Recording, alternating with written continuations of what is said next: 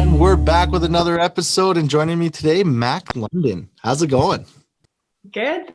Thank you. How are you, Cody? I'm doing good. It's the hot weather is kind of slowed down, so I miss it, but I'm happy that it's I gone. know. It's like bittersweet. It's like, do we want it back? Do we want the heat wave or do we want winter to come? I can't decide. Exactly. We're in winter all the It's time. one or the other here. You can't really choose, right? It's either really hot or really cold. So, Exactly. And we always complain when it's too cold, so I'll yeah, take the heat when we get it, I'll take the heat wave. I'll take the heat wave. Exactly. Okay, for starters, for those who don't know, tell us a little bit about yourself and where you come from.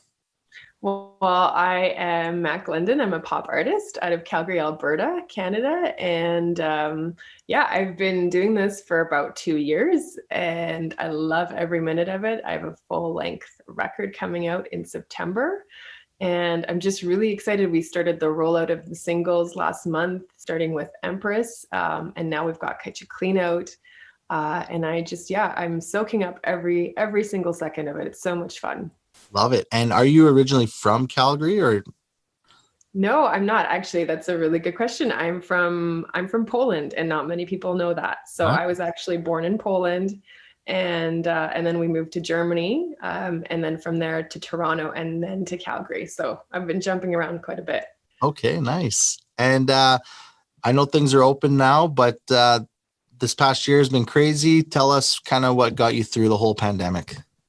You know what? Actually, it has been the songwriting and the music that got me through it. It was a bit of a tough time. I mean, I think a lot of people suffered mentally from, from just being locked in their homes and not being able to see their families. And I was lucky enough that my little cohort was me and my songwriter, and we were able to, hunker down and write all these beautiful songs and then choose from those of what we were going to jump in the studio with. So it's been really nice. And I've had the time to be able to explore artistically kind of what I wanted the vision of the album to be. And not only visually in terms of like the cover art and then the music videos, but just kind of everything, the whole package. So it's been kind of a blessing for me. I don't want to say that out loud too much because I know it's been on the other end, it's been really tough, but yeah, the quiet time has been good. And I think it's been good for a lot of artists. I think that,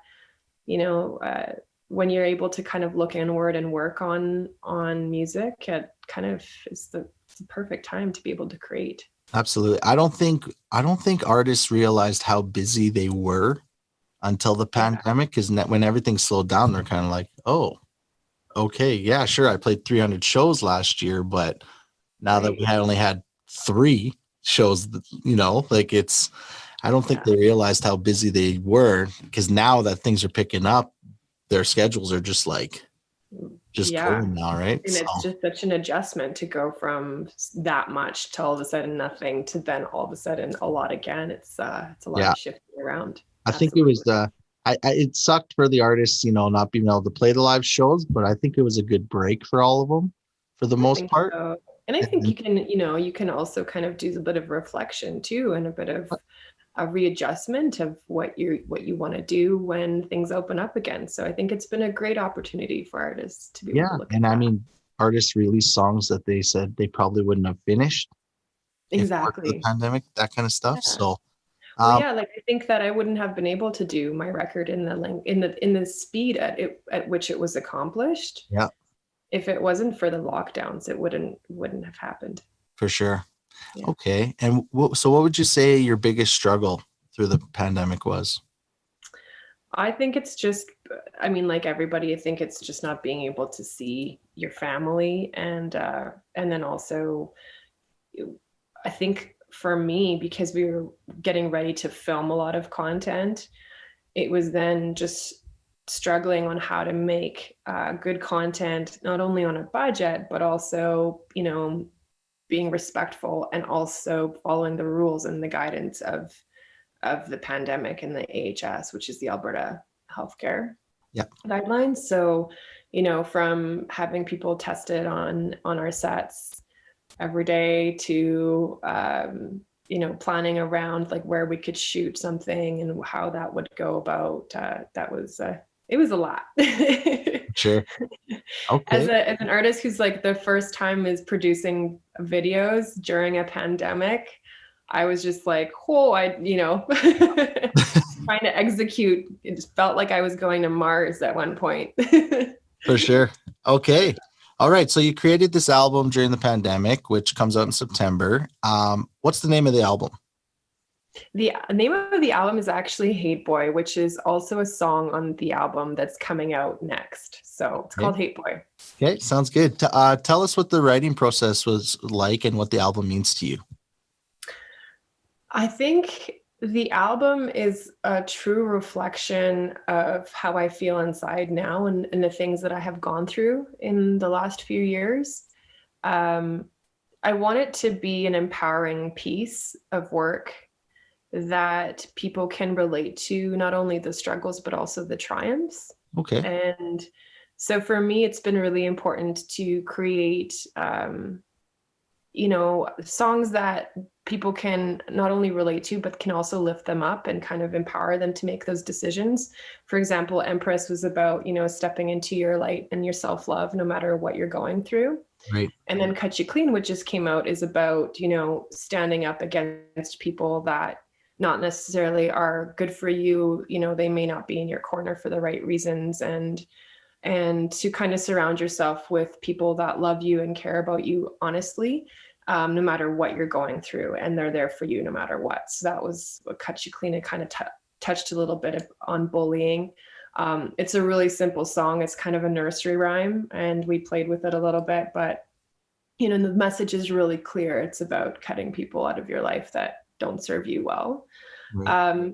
And then there's going to be pieces on the album that are about heartbreak and about, being in a tough place and wanting to break free of those chains as well. So yeah, I think people can relate to the whole piece of work.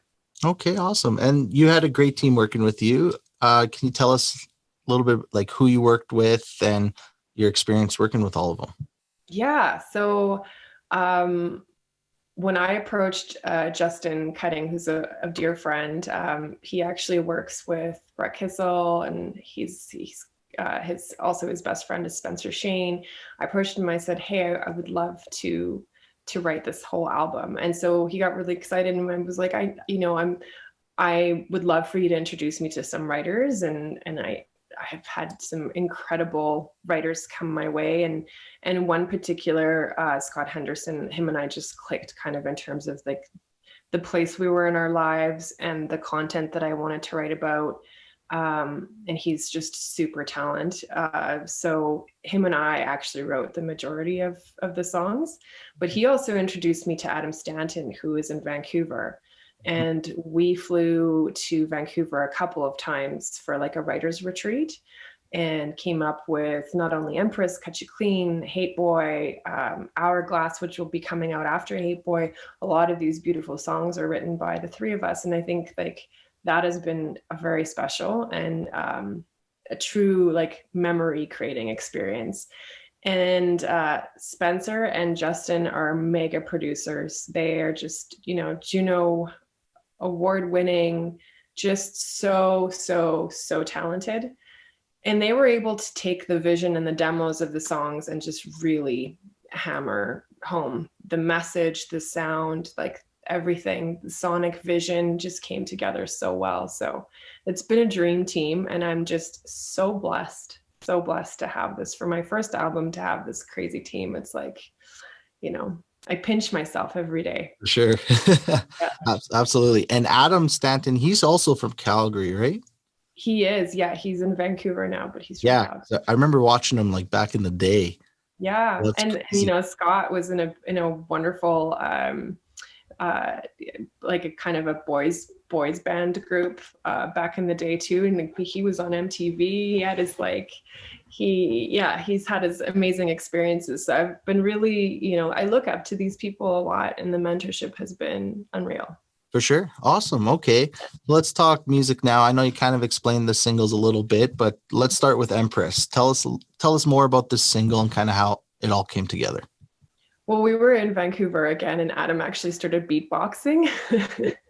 But maybe I should come back to how it kind of came about. So I was kind of in a funk, and I was writing a lot of sad songs with Scott. You know, we were in my studio in my basement, and just kind of like, you know, creating a lot of sad music with the piano. And we were flying to Vancouver, and I was kind of feeling down, and Scott turns to me and he's like, you need to write about something that makes you feel better, and you need to write about something that other people can listen to and have them feel better on days like today. And so I just took this napkin out where I normally just write like words down or names of songs, and I wrote down Empress. And then the next day we went to see Adam, and he started beatboxing, and it just poured out of us, and we had a song like within 4 hours. Empress was done. And so usually we record the demos where we are. And so we recorded the demo of Empress with Adam, and then we flew back to Calgary. And once it was time to sit down with Spencer and Justin and show them the songs, they were like, oh my God, this one.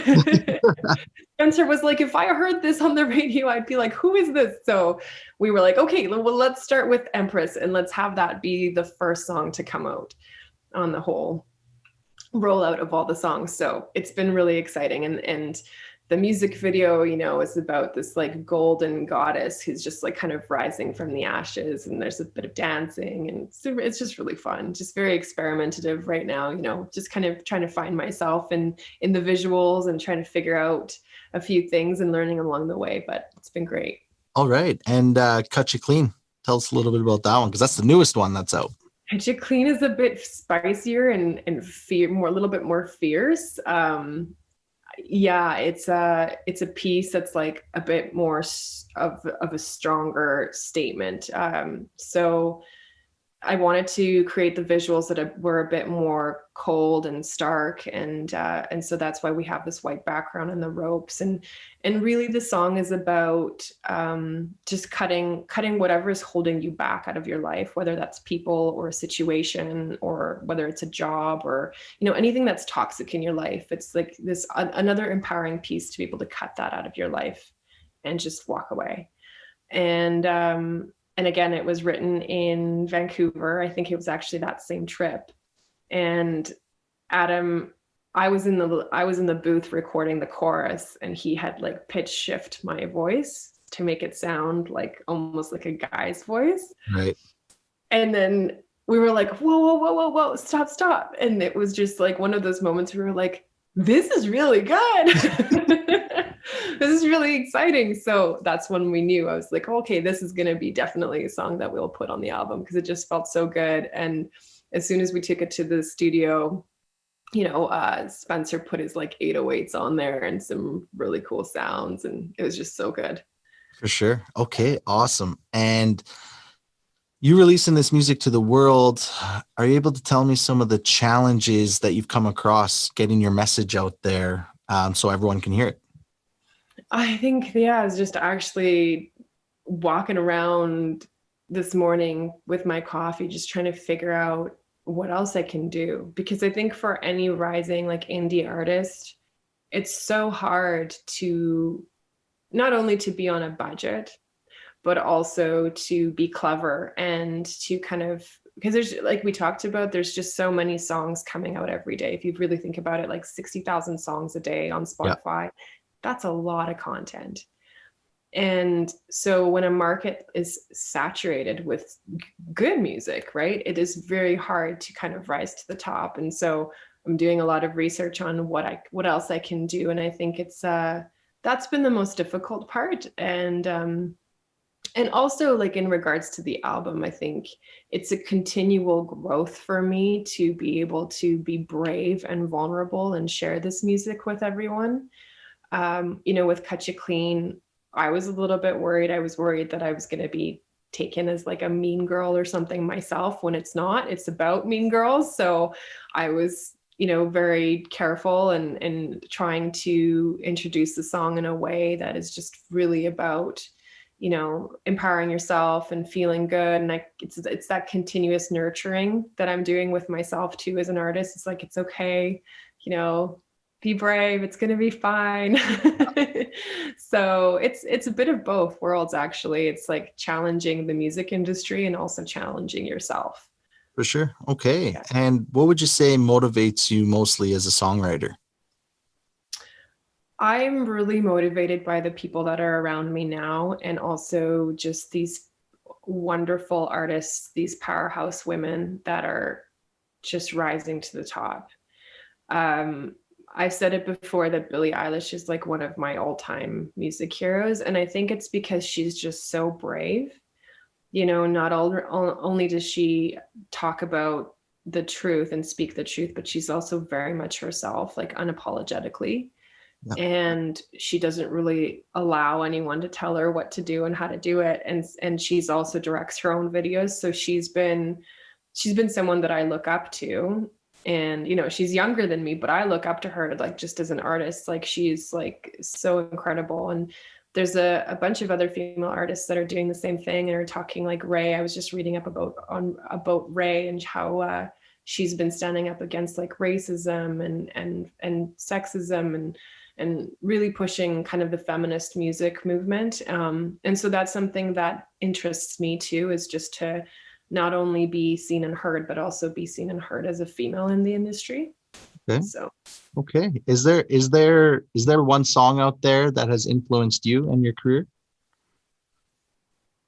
oh, that's a good question because I listen to so much music, Cody. Like, I think I'm like I'm like drowning in new songs every day. I For like sure. literally press the shuffle button on Spotify and like it just all day long, all night Yeah. long. I sleep with music on, and it's just like it just floods me. Um, Well, how about let's I stick with think Billie Eilish?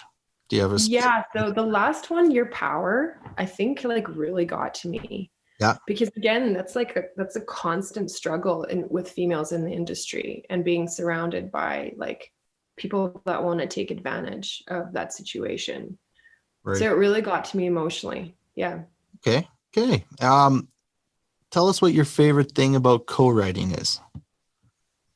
I love co-writing because it challenges me lyrically. Scott's always like, well, what's the noun here? And what's the message? And what's the story? And I'm just like, oh, I just want to write my words. I just want to write what I want. But it's not like that. And I think like it's an amazing thing when two artists can come together and you know the universe kind of opens up its gateways to like have this beautiful co-working environment where you're just ideating not only words but melodies, and you know Scott's playing something on the piano and then I'm humming something and all of a sudden a song is born. It's just like it's so much more I would think like it's satisfying a lot more than when you're by yourself. You know, sometimes I've like picked up the guitar and I'll write songs by myself too, but it's just not as fun. So Okay. yeah. That's fair. Okay. All right. And you talked about your music videos a little bit. Tell us more about the creative side of these videos, like how everything came together. Because I love your videos and how interesting and the message that they send. Yeah. Tell us kind of how, because you talked about bullying and you have the ropes and cut you clean. And Yeah. so tell us about that. So with Cut Ya Clean specifically, that was the ideas kind of came out right when Bridgerton was kind of hitting its peak in terms of the show on Netflix. Yep. And I was just really inspired by like the powerful women that were in that show, especially the queen that was kind of like, oh, like I'm just gonna cut you clean, you know, like she didn't say that, but that's kind of like how I felt her, you Right. know? And so immediately I was like, okay, I really want it to be like a big throwback to those days. And so that's where the hair idea came up. And I wanted to be kind of like a minimalist modern version of that. And and then I had quills on set. I had like old books, we had candles, we had like all these different ideas. And eventually it was like, you know, let's just go stark. Let's just make the message super clear and like be very in someone's face, Right. the viewer's face. And actually, me and Spencer arranged the overture that happens like the intro right before the music video, kind of like the song starts. Yeah. And that was going to be like this powerful one, a kind of moment where it kind of counts down because there's like almost like a clicking clock sound. So it's almost like telling the viewer that there's something that's happening within and something is going to change here. And that's also the message of Cut Ya Clean, is like, no more, no more bullying, no more, toxic relationships, no more toxic situations, just no more, and just really taking care of yourself. And so I usually take a bunch of pictures off of Pinterest, like things that inspire me, and I put this mood board together, and then I'll meet with my director of photography, and then we'll go through the scenes that I want to shoot and how I want them to be edited afterwards. And a lot of also improv happens on set, of course, but most of the time we're pretty planned out. So yeah. Okay, very cool. All right. And so with things open now, do you have any shows lined up you're able to announce? Anything coming up? I don't have anything yet. We've been so focused on still shooting music videos that I just don't think I even have the space for that right now. Okay. Yeah. We really just want to finish up filming everything and making sure that it's bundled up in this really beautiful package. And then we'll be focused on, there might be some things coming up that are just kind of random and in town, but not anything international yet, or any big shows. We're just focused on the album still. Okay, perfect. Yeah. All right. Yeah. Last thing, for those who don't know, tell us where we can find you on social media. Yeah, so I'm on Instagram, and the handle is at mak.london, so mak.london. And that's where you can find me. Perfect. And then there's also a website that's kind of growing as we go here, and that's www.maklondonmusic.com. Perfect. All right, guys. Well, go grab her newest single, Cut Ya Clean. And thanks so much for taking the time today. Thanks for having me, Cody. It's been a blast. Thank you. Absolutely. And I mean, I'll be in Calgary soon, so hopefully we can connect and we can have drinks at the rooftop. I'm in. I'm totally in. Perfect. All right. Well, I'll let you get going and enjoy the rest of the day.